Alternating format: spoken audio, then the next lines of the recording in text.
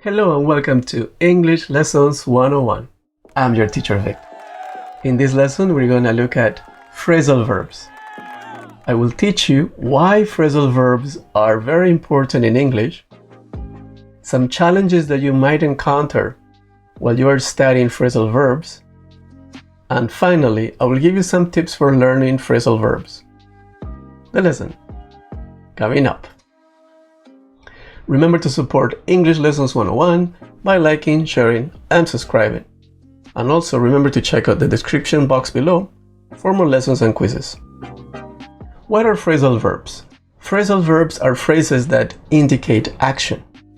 They can be idiomatic and they have two parts.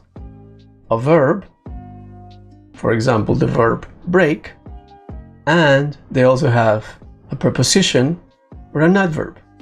So let's look at this example. Let's look at the verb break. So the break is the verb. And then we're going to add a preposition or an adverb. For example, break up, break in, break off, break away, break down. Let's look at phrasal verbs with break. Break up, to end, to finish, to stop. She found out about the affair and broke up with him. The police tried to break up the march.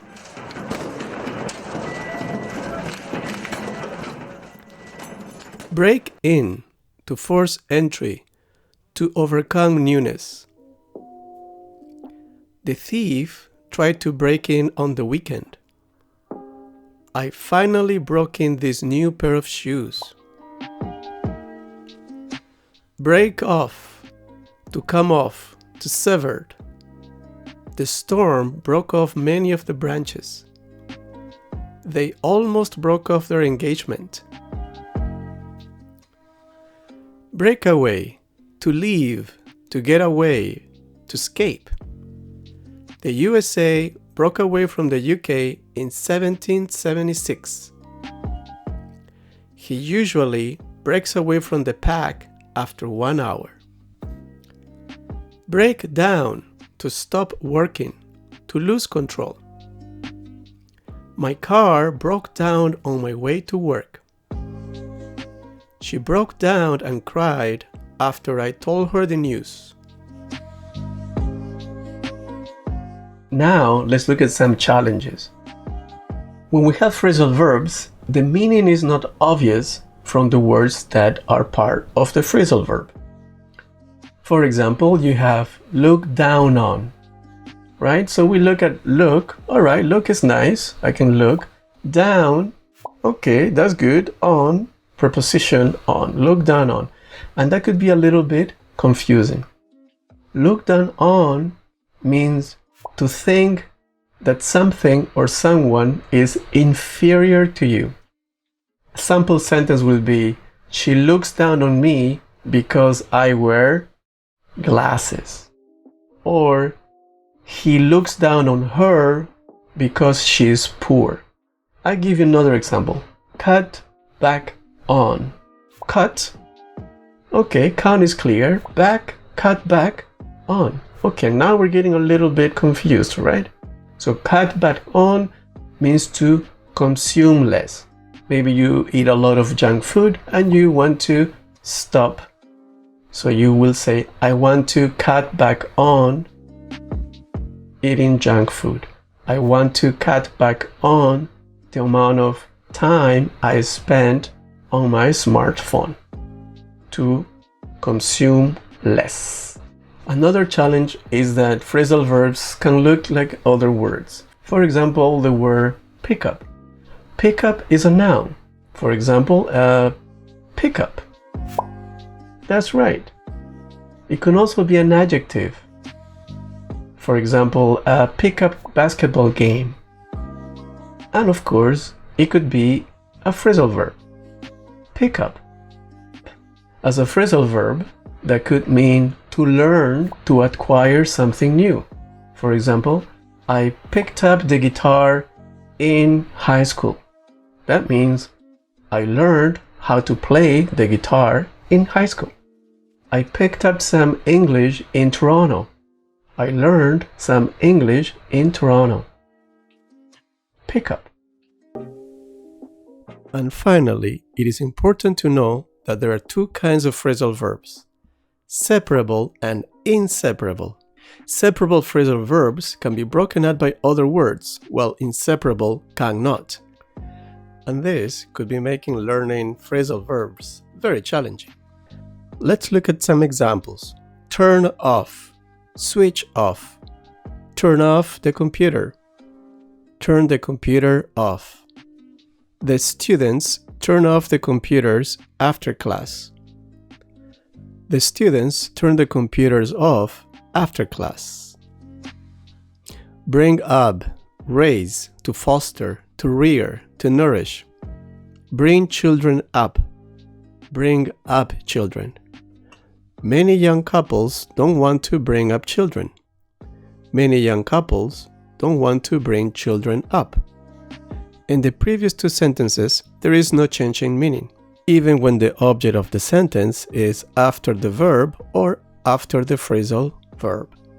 Important: when using separable phrasal verbs, remember to keep the object pronoun between the verb and the adverb or preposition of the phrasal verb. Object pronouns are words like me, you, him, her, it, us, them. Let's examine our first sentence. The first sentence is: the students turn the computers off after class, or the students turn off the computers after class. If we want to make the word computers into the object pronoun, then the sentence could be: the students turn them off after class. But it would be incorrect to say the students turned off them after class. So notice that the object pronouns is between turned and off. Let's look at another example. Put back, return.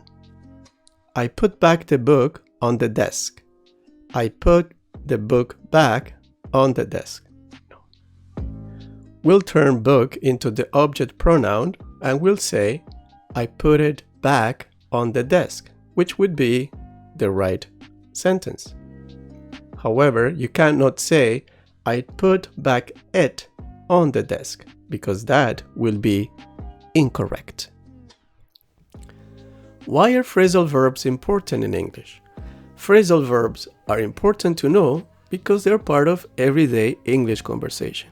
In other words, if you want to be able to communicate in English and understand everyday English conversation, you should study them and learn them.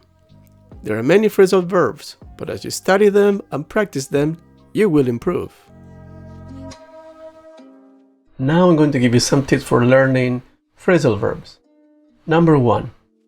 Treat the phrasal verbs like any other vocabulary. Just the same you learned apple and bananas is the same way. So learn the phrasal verb as a whole word. Don't try to break the phrasal verb apart, because remember that not always the meaning is clear from the parts. Okay? So treat it as any other words and learn them together. Number 2. Don't try to memorize phrasal verbs. When was the last time you tried to memorize the dictionary? It's not a good way to learn English. And lastly, use context to understand any new phrasal verbs that you are learning. That will help you a lot. It is better to learn new words, in this case, phrasal verbs, within the context of a sentence or an action or an activity, rather than trying to learn them separately. And this you could apply for learning any new vocabulary that you might see in the future. Okay, so that's very, very, very important. Let's do a quick review of what we have seen so far. Phrasal verbs have a verb, an adverb or preposition, or both. The meaning is not always clear from the parts that make up the phrasal verb. They are separable and inseparable. Phrasal verbs are important in English because they are part of everyday conversation. And finally, Learn any new phrasal verbs like any other word. Don't try to memorize them.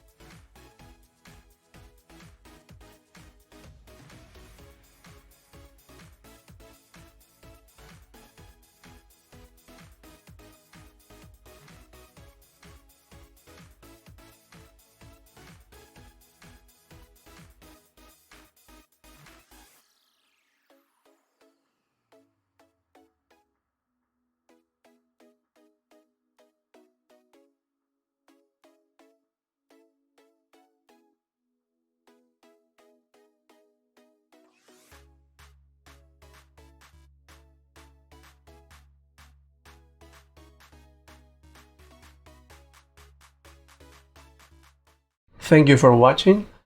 Try the quiz in the description below. And question of the day, have you picked up any new skills lately? Let us know in the comment section below. Remember to support English Lessons 101 by liking, sharing, and subscribing. This is your teacher Victor. Catch you later. Bye.